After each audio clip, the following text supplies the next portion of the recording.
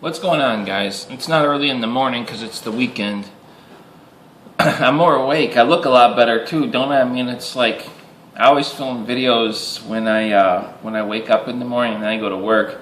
I think I might need to stop doing that because I don't really look so good. My face is kind of all puffed up. I'm wide awake now. I am drinking some coffee, my second cup.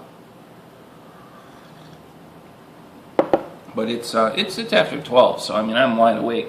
Guys, Valentina Shevchenko, I'm not good at pronouncing names, but she just beat Holm, and I just thought I would kind of give you my thoughts on this whole thing. And I mean, her winning the fight, that's fine. You know, what's going to happen with her, I don't know, we'll have to see. It's all good, you know, but you know, I saw that Holm is crying, and you know, if you go back and you watch my Holm versus Ronda Rousey video that I made before the fight happened, I think I probably made one after it, I don't know, but at some point I made a video before they fought and I gave my opinion on it. And you know, people love to criticize and say, oh, you know, this is all my videos. They go on, make comments, I don't know what I'm talking about. Well. I don't know what I'm talking about, but look, I'm not happy Holm lost. I'm not happy that, you know, anything like that. I like Holm. That's why I originally made the video saying that she shouldn't fight Ronda Rousey. And people are like, what do you mean, blah, blah, she just destroyed her, you know.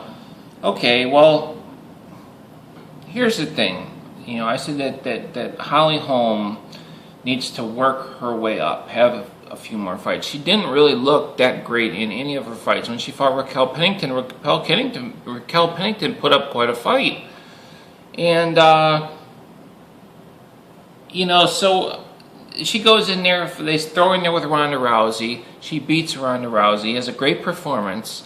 And what, you know, people don't realize in that fight, Ronda could have very easily submitted her. She went for a few submissions. She just didn't get the submissions. Holm was trained properly. She knew how to react. You know, when Ronda clinched, she moved to the cage, and she just had Ronda's number that night. You know, and I do think though that that Ronda Rousey was not really training. She was at all her obligations for movies, and her head just getting too big. But I don't believe she was really training. Not to mention the whole drug testing thing that's been going on. You know, maybe there was more testing prior to that fight. I don't know. So, anyway, Ronda, she beats Ronda Rousey. Okay, she pulls off an upset. And here's the whole thing with this. Have somebody down here fight somebody up here. You know, that's great if you get the upset. But it's not great for long. I mean, if you have a huge upset like that, you're almost better off just to retire. Because it's all going to be downhill from there. If you're going to continue to fight the best fighters in the world. Because you had an upset and you beat someone who was the best fighter in the world, ranked the best fighter, one of the best fighters in the world. You beat them. But that doesn't mean that you're going to beat them every time. It's kind of like, and it's kind of a shame to, you know, it's kind of a shame to see that. Like even Nate Diaz, the unthinkable, beats Conor McGregor, and he's going to have a rematch. I do have Nate winning the rematch, but really what Nate should have done from a fighting standpoint, and this is relative to Holm, Valentina Shevchenko. I'm bad at names. This is relative to that because we're talking about an upset win, and how does this impact other fights that are going to happen? How does it impact rankings? You know, so really what Nate Diaz should do from a fighter standpoint is be like, a rematch? Forget you. You lost. I whooped your head. You know what I mean? So from now to the end of time, he could be 50 years old and be like, yeah, but I would have beat you in a rematch. You mean would have beat me? I would have knocked you out. You know what I mean? So if Nate loses the rematch, you can't say nothing. It's just it's as if It's as if it didn't even happen. You know, it's like Scott Smith knocking out Kung Lee. I mean, he should have just, he should have just refused to have a rematch. You know, I mean, it was such a big fight. I mean, that's one of the most epic fights ever, by the way. Kung Lee versus Scott Smith. You know, the first one, the first fight when they fought. And I kind of feel like, now Holly Holm didn't have an immediate rematch with Ronda Rousey, but here's the thing: I said that she shouldn't take the fight. She's not ready. She should work her way up. So, Mr. Brain Delusion, you're an idiot and this and that. You're a moron. Okay, well, fast forward. Look how look how fast time moves. Here's a timeline. Here's me making the video saying she shouldn't fight Ronda Rousey. Here we are, and Holly Holm just lost to Valentina Shevchenko. All right. All of a sudden, Holly Holm has 2 losses on her record. 2 losses on her record. If she didn't fight Ronda Rousey, she might still be undefeated right now. And you could say, okay, well, she didn't make as much money this year as she would have made. Yeah. But in the grand scheme of things, she worked her way up. She's still undefeated at this point right now. They're probably now going to book, you know, say she fought 2 other people, and Holly Holm, and she worked her way up a little bit. Maybe now they're making, just now at this point in time, they're making, say they're booking Holly Holm versus Amanda Nunes. You know, say they're booking that for the championship fight. So she still would get to the title fight. She's still going to get to the big money fight. I understand it's Ronda Rousey and blah, blah, blah, and blah, blah, blah. But what I'm saying is all these fighters are seeing and their coaches are seeing is dollar signs in their eyes. That's what they're seeing. They're not seeing what's best for them as a fighter. And now you have Holly Holm just lost 2 fights in a row. As an end result to taking the fight with Ronda Rousey. Now I know she could have lost the fights. You know, she could have lost the other fights. And always take the biggest fights, and that's fine. But I'm just saying, if they had listened to me and thought like me, they probably wouldn't be in this situation right now. And and not only that. You know, she gave up that undefeated fighter. There's something about an undefeated fighter when someone's undefeated. Even if they don't have the greatest performance in the world, they're still undefeated. And there's something about that, man. Because people don't like to fight undefeated fighters. People don't. Like I talked to them with Fedor. Back in the day, Fedor in the rankings was always ranked #1 in the world. You know, a lot of you guys don't know that, but he was always ranked #1 fighter in the world. And people didn't want to fight Fedor. People did not want to fight him. He was undefeated. Well, he had one loss, one of the first fights, 1 or 2 fights in his career, which was like nothing. It was like a fight in a gymnasium type of thing.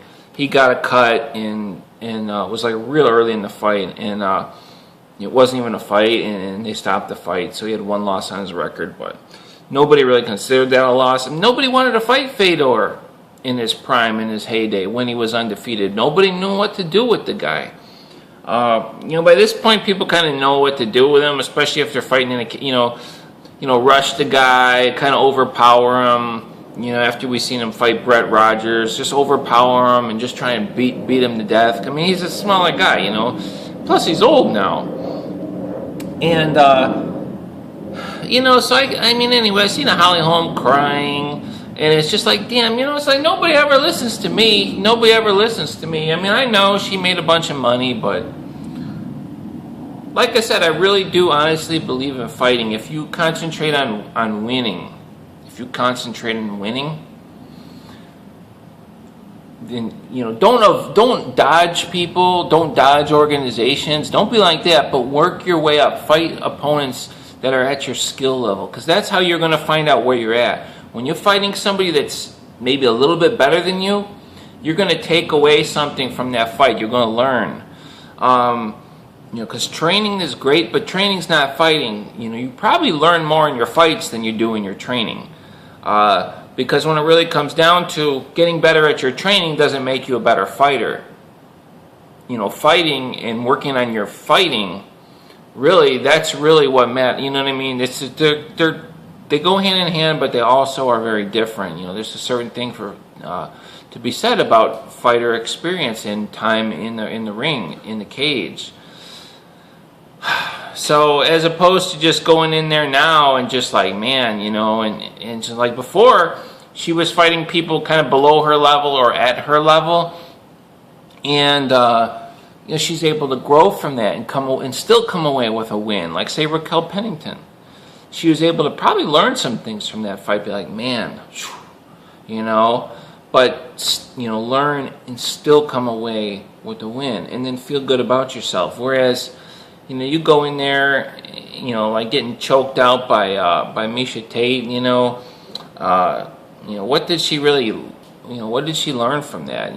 She's in there with a more seasoned fighter, and yeah, she's outclassing Miesha Tate on the standing, but she's supposed to be. Miesha Tate is not the greatest fighter in the world, by the way, but Miesha Tate beat a lot of girls. I mean, don't make no mistake. She surprises a lot of people, and she beats a lot of girls. So now you got, stand-up fighters, knocking people out and getting decision wins, and in the female division. So I'm curious to see what's going to happen. But like the Shevchenko, I mean, she's not. She could maybe win. She could maybe win the belt, but she's not a well-rounded fighter. She's not a well-rounded fighter. They just kind of threw her in there, and she beat Holly Holm. So where'd this girl come from? She kind of came from nowhere. Her stand-up is very good, but is she a well-rounded mixed martial artist? Probably not. So if she beats somebody, somebody's gonna come along and submit her at some point. It's not gonna probably be too difficult. Imagine Ronda Rousey versus Shevchenko. I know Rousey, I don't think Rousey's coming back. I think she's done. I think she has better options. There's no point in beating up your face and cauliflowered ears, teeth knocked out, there's no point in going through that if you can make more money or the same money doing something else. So, and I think that Ronda Rousey's big enough star to where she doesn't need to fight anymore, and I doubt we'll see her fight again. But anyway, that's my whole take on the Holly Holm thing. I honestly believe that if they listen to me and my thought and my logic in fighting, that she would be undefeated right now, and she would still be growing. Instead, she has 2 losses on her record. Her career's taken a major hit. She just got in the UFC. And all of a sudden her career's taken a major hit and she has 2 losses. It's like, man, give these people some time to grow, man. Take your time. You don't learn martial arts like that. You don't know. These people don't understand martial arts. That's not how it works. You don't become a black belt like this. You don't learn to. I remember when I was learning, boxing and I was training. I mean, you don't learn to work the speed bag in 1 day. You don't learn to work the speed bag in 2 days. You know what I mean? You don't learn that. You don't learn that in 1 day. That's not the way it works. That's not what this mixed martial arts is. And use your martial arts and your wisdom, the same when planning fights and booking fights. It's a shame to see, man. It's like a waste of talent. It really is. It doesn't make any sense to take somebody up and coming and throw them in there with somebody that's going to just beat them. So even if they have the upset, because you're still not at that point, then somebody else is just going to come along and take you to school. So, and then it's just retarded. I'll see you guys later.